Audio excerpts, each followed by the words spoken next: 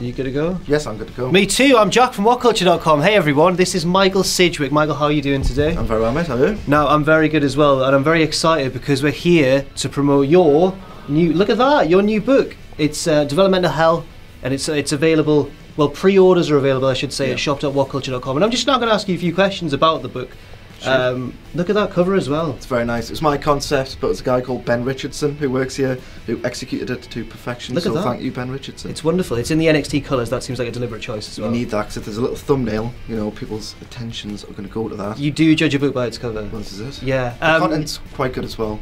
Well, no, I was going to say we're going to get on. Yeah, I'm sure it's flawless. That's absolutely bona fide. Now, do you want to just give a quick summary of what the book's actually about? Yeah, the book chronicles NXT in its current form, but many people don't know, but WWE had a long-standing developmental system. It was weird because they destroyed the territories, they knew that was a thing of the past, and yet years later they actually used the territory model to cultivate the next breed of talent once they won the Monday Night Wars. Also like OVW, FCW, that yeah, all that kind of stuff. So the very territories that they thought they're dead, they're passé, we're going to kill them off, they thought, alright, well that's actually a good idea to cultivate talent. So that's what they did, but they did it sort of one at a time. Yeah. So they put all their eggs in one basket, worked for a while, then it didn't.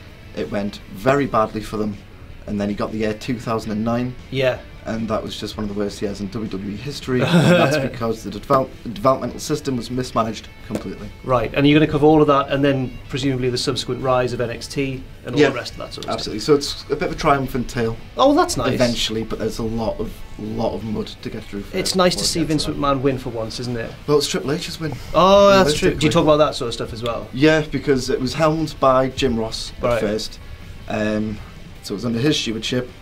Jim Cornette managed it in Ohio Valley Wrestling. Yeah. It stretches back further, but we'll keep something for the reader. Oh yes, of course. And then John Laurinaitis took over, and John Laurinaitis is to blame for pretty much all of how bad WWE was in the 2000s and the early 2010s. I think, yeah, like a lot of us know the sort of basics, but this seems to really delve beneath the surface. And it does. Now I do have to ask, what was your inspiration for this topic in particular? Because you don't know this about Michael, but he is a fan of a variety of wrestling, including Japanese wrestling. There's Tiger Mask for you right there. There he is. WWE, WCW, that sort of stuff. Just wrestling in general. Oh yeah, I'm a bit of a diehard. So why did you decide to focus on this in particular? Well, for whatever reason, I'm 31 years old now. But for whatever reason, I found myself with the most time to watch wrestling in 2009. Right. That year really did charm my soul because it was absolutely abysmal. I was watching it one day, 2009, just terrible, terrible television. And I just wondered, like, how did we get to this point? Why is Ezekiel Jackson considered a viable contender for the Intercontinental Championship? Why does everybody wrestle the same? Where did all the major stars go? Why aren't the guys who are in Ring of Honor doing really well, getting themselves over? Why aren't they on a national platform? Yeah. And then when I started to get interested in the developmental system, it just became apparent that it was completely woeful. And it was beautiful for me when the NXT brand completely kick-started, because it was about 5 years too late at the very least. Yeah. They eventually captured the zeitgeist, and to be fair, they've done something absolutely tremendous with it.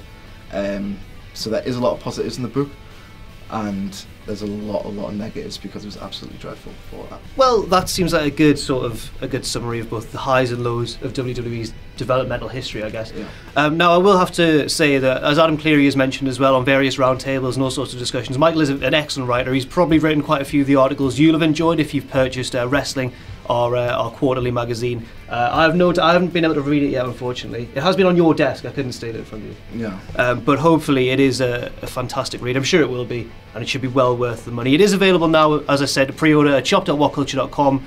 Michael, thank you very much for joining me. No problem. Well, I mean, we are promoting your thing. I mean, you're welcome for me being here with you as well. On video. I've been Jack from WhatCulture.com. This has been the one and only Michael Sidgwick. His book is available. Thank you, and buy it, please. On shop.whatculture.com. I'm better at writing than I am on camera, so buy it, please. Well, yeah, but that doesn't mean you're an excellent writer. That's the point of this. Yeah, I mean, I'm not very good. No!